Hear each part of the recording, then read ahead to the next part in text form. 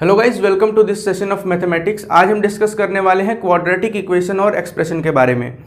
ये हमारे 11th के सिलेबस में भी है और जेई के सिलेबस में भी है। जेई मेंस में एक क्वेश्चन हमेशा देखा जा रहा है कि एक या दो क्वेश्चन क्वाड्रेटिक इक्वेशन से आ ही रहा है। तो क्वाड्रेटिक इक्वेशन और एक्सप्रेशन एक ऐसा टॉपिक है जो हमसे बिल्कुल भी अछूता नहीं है। मतलब ऐसा नहीं है कि हम पहली बार इस टॉपिक को पढ़ रहे हैं। इसके पहले भी क्लास 9th में 10th में हमने क्वाड्रेटिक इक्वेशन के बारे में पढ़ा हुआ है। बस एक डिफरेंस क्या आ जाता है 11th के सिलेबस में कि इसी क्वाड्रेटिक इक्वेशन को हम कॉम्प्लेक्स नंबर के रेस्पेक्ट में भी पढ़ते हैं, यानी कि रूट्स जो होंगे इक्वेशन के वो कॉम्प्लेक्स भी जाएंगे जब हम 11th की सिलेबस की बात करें या जेई के सिलेबस की बात करें। तो सबसे पहला क्वेश्चन उठता है कि आखिर क्वाड्रेटिक इक्वेशन है क्या। किसी इक्वेशन को हम क्वाड्रेटिक इक्वेशन कब कहेंगे और एक्सप्रेशन कैसे कहेंगे। तो सबसे बेसिक सी जो बात है हमारे दिमाग में आती है जब भी हम सुनते हैं क्वाड्रेटिक इक्वेशन के बारे में, तो एक इक्वेशन आती है ax² plus bx plus c equal to 0। ये एक क्वाड्रेटिक इक्वेशन है जिसमें कि a, b, c मतलब a, b और c जो हैं ये बिलोंग करते हैं किससे भाई, तो ये बिलोंग करते हैं रियल नंबर्स से। ये रियल नंबर्स होते हैं। इसमें एक कंडीशन और है, अगर वो कंडीशन सेटिस्फाई होगी then only we can say that this equation is quadratic, otherwise it will become a linear equation. वो कंडीशन ये है कि ये a जो है ना, a ये कभी जीरो नहीं होना चाहिए। a can never be zero. अगर a जीरो हो गया तो क्या होगा, ये वाला टर्म क्रॉस आउट होके कैंसल आउट होके जीरो हो जाएगा और हमारे पास बचेगा bx plus C equal to 0। आपको पता है कि कोई भी एक्सप्रेशन अगर bx plus C equal to 0 है तो this is known as a linear equation. Clear बात है।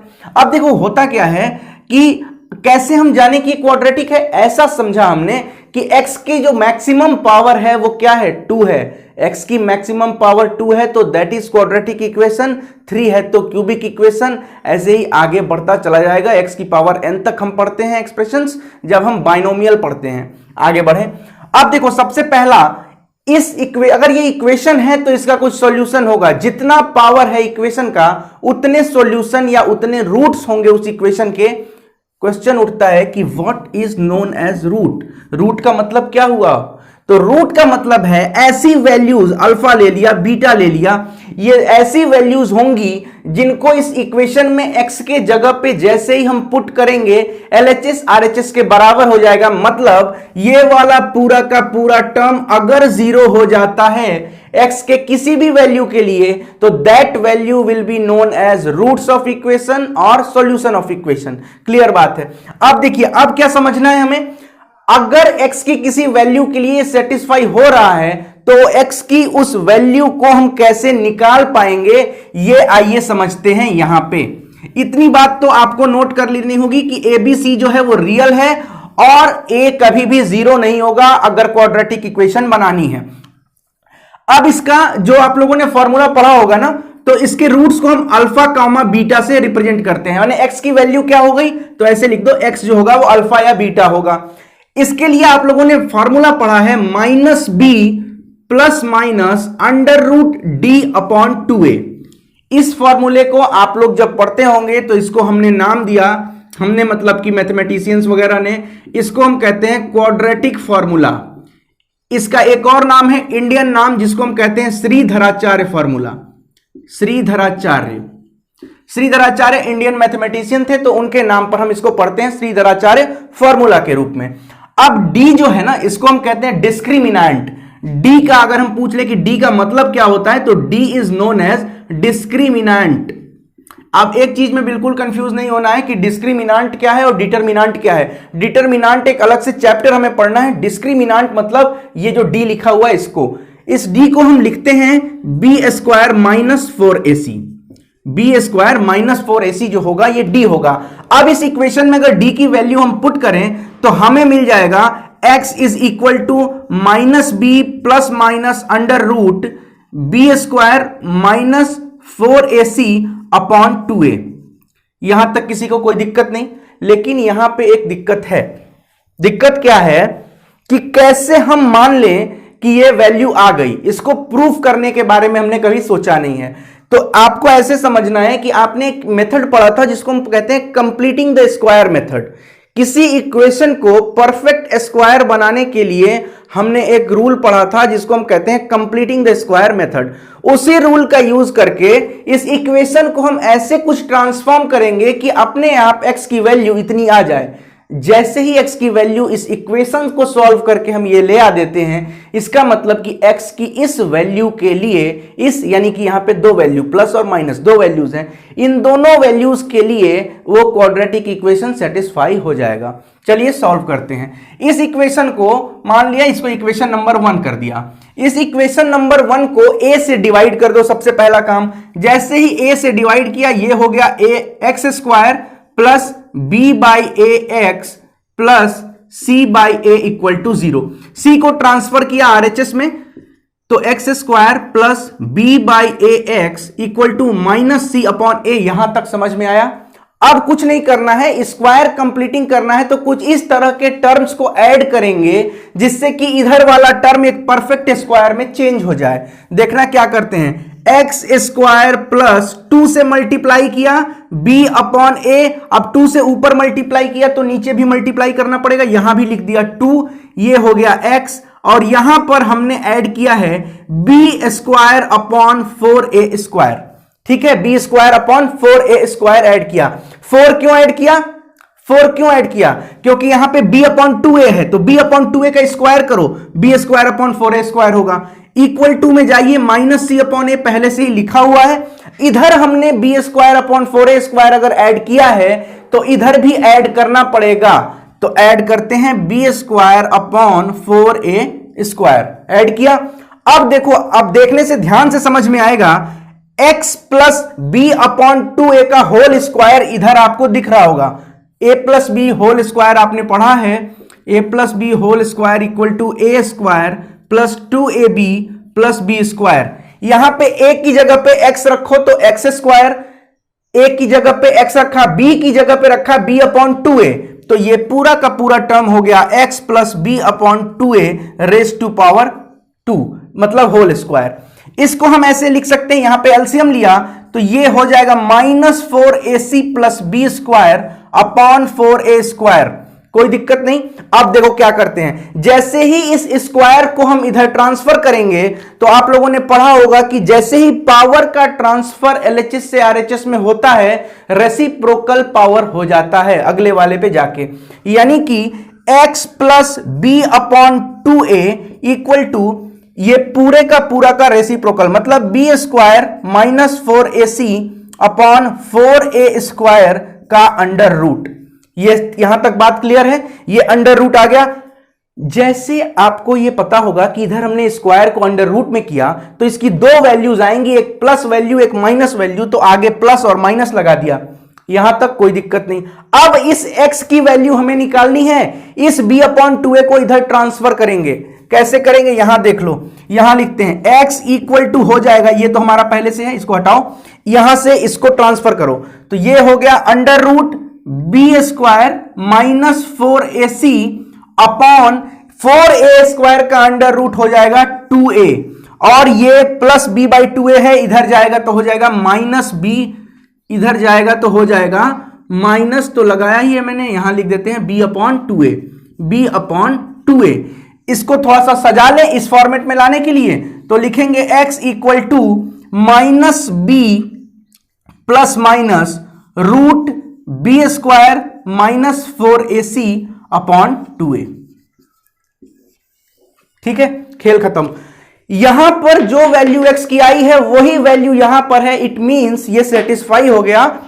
हमने square completing method, perfect square method से इस x की वैल्यू को उतना ही प्राप्त कर लिया जितना कि हमें फॉर्मूला में दिया हुआ था। इस तरह से ये फॉर्मूला आपका प्रूफ हो गया।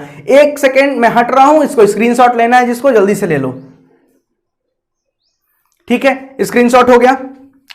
अब देखो, इसके बाद जो अगला टॉपिक आता है वो आता है रूट्स के बारे में। कुछ बातें हमें समझनी है, कुछ बेसिक बातें हैं रूट्स के बारे में, वो समझनी है। फिर रूट्स से हम इक्वेशन कैसे बनाएं, अगर रूट्स दिया हुआ है तो रूट्स से इक्वेशन कैसे बनाएं, एक तो ये आता है। दूसरा आता है नेचर ऑफ रूट्स क्या है। तो सबसे पहले हम रूट्स का जो इक्वेशन कैसे फॉर्म करते हैं वो है, तो क्वाड्रेटिक इक्वेशन यहां लिख दो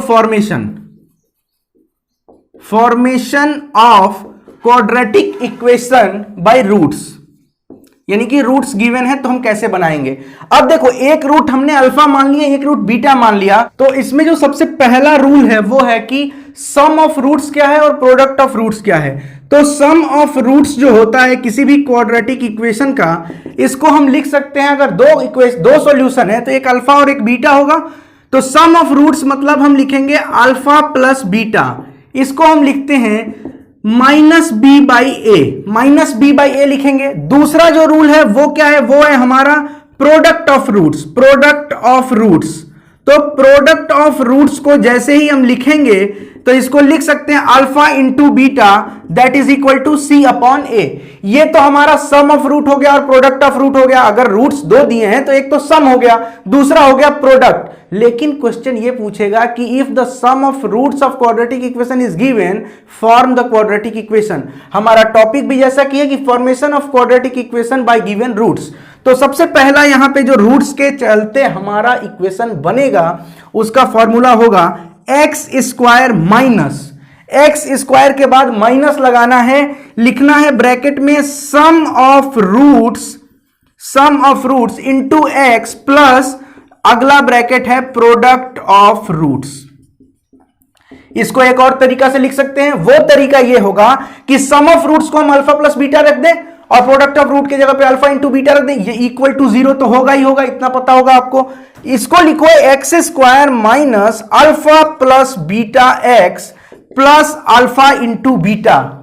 याद करना अल्फा प्लस बीटा को माइनस बी बाई ए लिखा है, अल्फा इंटू बीटा को सी बाई ए लिखा है, मतलब अल्फा प्लस बीटा के जगह पे minus B by A, alpha into beta के जगह पे सी बाई ए अगर पुट कर दें तो इक्वेशन हमारी वास्तव में original quadratic equation A x square plus B x plus C equal to 0 आनी चाहिए। और आप पुट करके देखिए, कॉपी उठाइए, माइनस बी बाई ए जैसे ही लिखोगे आगे एक और माइनस है, कट के हो जाएगा b by a, c by a है ही, ए नीचे है दो टर्म्स में, ए को ऊपर भेजेंगे हो जाएगा a x square plus B x plus c, नीचे वाले डिनोमिनेटर वाले ए को राइट हैंड साइड में भेजना, जैसे ही भेजोगे 0 इंटू कोई भी नंबर क्या होगा 0 होगा, यानी 0 इंटू ए भी 0 होगा, मतलब हमारा equation A x square plus B x plus C equal to 0 यहां से आ जाएगा। ठीक है, इंटू बीटा। अब देखो इसका अगर इक्वेशन, अब देखो क्वेश्चन में क्या देगा कि sum of roots of quadratic equation is 3 and product of roots of quadratic equation is 4, find the quadratic equation. तो फॉर्मूला ये बनेगा इससे कि उसकी, अब नेचर ऑफ रूट्स में हमें देखिए पहले लिख देते हैं उसके बाद से इसको समझाते हैं। नेचर ऑफ रूट्स, एक बात मान के चलना, ए बी सी जो है ये रियल नंबर्स है, ए बी सी जो है वो रियल नंबर है और ए जो है वो 0 के बराबर नहीं हो सकता है, तभी क्वाड्रेटिक इक्वेशन होगा। हां ये हो सकता है कि ए बी सी रेशनल हो, ये अलग केस है, वो हम देखेंगे। अभी हम नेचर ऑफ रूट्स डिस्कस कर रहे हैं in terms of A comma B comma C belongs to a real number only. ये रियल नंबर है। अब जब ये रियल नंबर है तो सबसे पहले आता है ना डिस्क्रिमिनांट, आप लोगों ने पढ़ा b square minus 4ac is known as discriminant. इसी के बेसिस पर हम डिसाइड करेंगे कि किसी इक्वेशन का, किसी क्वाड्रेटिक इक्वेशन का नेचर क्या है। Nature in the sense quadratic equation है तो इसके दो सॉल्यूशन होंगे। क्या दो से अधिक सॉल्यूशन हो सकते हैं? क्वाड्रेटिक इक्वेशन के दो से अधिक सॉल्यूशन होंगे। अगर दो से अधिक सॉल्यूशन हो गया तो वो इक्वेशन न बन के एक आइडेंटिटी बन जाएगा। आइडेंटिटी मींस, आइडेंटिटी का मतलब ऐसा होता है कि which is true for all the values, किसी भी वैल्यू के लिए वो ट्रू होगा। a plus B the whole square equal to A square plus 2ab plus B square is true for every values of a and b, but ax square plus bx plus c equal to 0 is true only for 2 values of x which can be calculated by using quadratic formula. ठीक है, देखो abc equal to real number होना चाहिए। अब देखो इसमें पहला है कि, देखो लिखता हूं मैं, two real and distinct roots, two real and distinct roots. ये कंडीशन तब होगी जब डिस्क्रिमिनांट जो है वो ग्रेटर देन 0 होगा, यानी b square minus 4ac greater than 0 होगा तो हम कहेंगे कि इस equation x square plus B x plus c का दो रूट्स होंगे, दो रियल रूट्स होंगे और दोनों डिस्टिंक्ट होंगे, मतलब अलग अलग अल्फा और बीटा होंगे। दूसरी बात आती है कि exactly one real root, exactly one real root, ये कंडीशन तब सेटिस्फाई होगी जब डिस्क्रिमिनेंट इज इक्वल टू 0 हो जाएगा, means B square minus 4ac equal to 0 हो जाए तब। तीसरा आता है वो है no real roots. No real roots का मतलब क्या हुआ भाई? रियल रूट्स नहीं होगा। रियल रूट्स नहीं होगा तो क्या होगा? अगर कुछ वास्तविक नहीं है तो क्या होगा? काल्पनिक होगा, यानी कि अवास्तविक होगा। तो यहां पर हमारा कॉन्सेप्ट आता है कॉम्प्लेक्स नंबर का। इसका ना नो रियल रूट्स का होगा ना d is less than 0, B square minus 4ac जैसे ही 0 से कम हुआ वैसे ही हमारे इक्वेशन के रूट्स नॉन रियल यानी कि कॉम्प्लेक्स हो जाएंगे। और याद रखना, जब भी किसी क्वाड्रेटिक इक्वेशन के रूट्स कॉम्प्लेक्स नंबर में आएंगे तो कॉन्जुगेट के फॉर्म में होंगे। अगर अल्फा प्लस आई बीटा एक रूट है तो अगला रूट आपको बताने की जरूरत नहीं है, अल्फा माइनस आई बीटा हो जाएगा। क्वेश्चन कैसे बनेगा आईआईटी में? क्वेश्चन ऐसे बनेगा कि अल्फा प्लस आई बीटा के फॉर्मेट में एक आपको दे देगा, सिर्फ जैसे दे दिया उसने 3 + 4i is a root of quadratic equation, और कोई क्वाड्रेटिक इक्वेशन दे दिया। So what will be the second root? तो सेकेंड रूट निकालने के लिए सॉल्व करने की जरूरत नहीं है। एक अगर अल्फा प्लस आई बीटा है तो दूसरा हमेशा अल्फा माइनस आई बीटा होगा, मतलब conjugate of a complex number. Conjugate का मतलब क्या होता है? कुछ भी अलग नहीं है। 3 + 4i अगर दिया हुआ है तो इसका कॉन्जुगेट हो जाएगा 3 - 4i। इमेजिनरी टर्म के पहले माइनस लगा देना, this is known as conjugate of that complex number. अब इसमें ये सारी चीजें आपको समझ में आ गई, रूट्स वगैरह समझ में आ गई। तो अब क्या करना है कि आगे की क्लास में हम समझेंगे कि क्वाड्रेटिक एक्सप्रेशन क्या है। तब तक के लिए इतना जरूर समझ लो कि y is equal to ax square plus bx plus c is an expression, is a quadratic expression. कैसे? अगर ये इक्वल टू 0 कर दिया तो ये इक्वेशन हो गया, अगर 0 के इक्वेट नहीं किया तो वो एक्सप्रेशन हो गया, और 0 को इक्वेट किया या ना किया उसके 2 से अधिक सॉल्यूशंस आ गए तो उसको हम कहेंगे कि वो आइडेंटिटी है।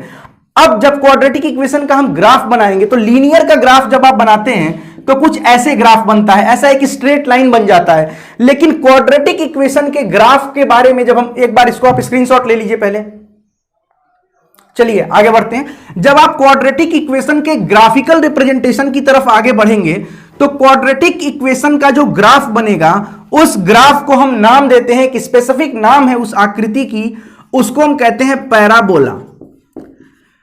पैराबोला कहते हैं। Parabola conic section class 12th में एक स्पेशल चैप्टर है, उसको हमें पढ़ना भी है, पैराबोला से क्वेश्चन आते भी हैं। तो पैराबोला का अगर इक्वेशन देखें तो आप कह सकते हैं तब तक के लिए कि ax square plus bx plus c equal to 0, ये एक पैराबोला बनेगा। पैराबोला का मतलब है कि ये एक्स एक्सिस हो गया इंफिनिटी से माइनस इंफिनिटी, ये हो गया इंफिनिटी, और इधर इंफिनिटी से माइनस इंफिनिटी, ये क्या हो गया? ये हो गया वाई एक्सिस। अब एक्स एक्सिस और वाई एक्सिस पे अगर जो केस था ना, पहला केस हमारा था नेचर ऑफ रूट्स में d ग्रेटर देन 0, मतलब 2 डिस्टिंक्ट रूट होंगे, तो वो ग्राफ ऐसे बन सकता है, ये ऐसे बन सकता है। मतलब यहां पे एक्स एक्सिस पर 2 बार काटा है, एक्स एक्सिस पर y की वैल्यू 0 हो जाती है, यानी कि x की इन 2 वैल्यूज के लिए यहां पर ग्राफ में जो x की 2 वैल्यूज आएंगी, for that 2 values the equation is satisfied, यानी कि द रूट्स जो है ये एक्स एक्सिस पे होंगे। ठीक है ना, ये हो गया। अगर ये दोनों प्लस में है तब, अगर माइनस प्लस में हो तो ऐसा कुछ पैराबोला बनेगा, तो इस तरह का पैराबोला बनेगा ग्राफ में। तो वो हम आगे की क्लास में डिस्कस करेंगे कि ग्राफ से कैसे हम इसको रिप्रेजेंट करते हैं। इसके साथ साथ हम ये भी देखेंगे कि y is equal to X square plus bx plus c expression के बारे में डिस्कस करेंगे। तो काफी सारी चीजें अभी इसमें जानने के लिए हैं। मुझे विश्वास है कि अब तक जितनी सारी चीजें बताई गई, क्वाड्रेटिक इक्वेशन क्या होता है, उसके रूट्स कैसे निकाले जाते हैं, रूट्स रियल कब होंगे, रूट्स डिस्टिंक्ट कब होंगे, रूट 1 कब होगा, रूट इमेजिनरी कब होंगे, ये सारी चीजें हमने डिस्कस की हैं। मुझे विश्वास है कि आपको ये वीडियो पसंद आया होगा। अगर अच्छा लगता है तो लाइक करें, कमेंट करें, शेयर करें, चैनल को सब्सक्राइब करें। बहुत बहुत धन्यवाद आप सबका। नीचे डिस्क्रिप्शन में हमारे टेलीग्राम चैनल का लिंक है, वहां भी हमसे जुड़िए। Thank you so much. मिलते हैं अगली क्लास में।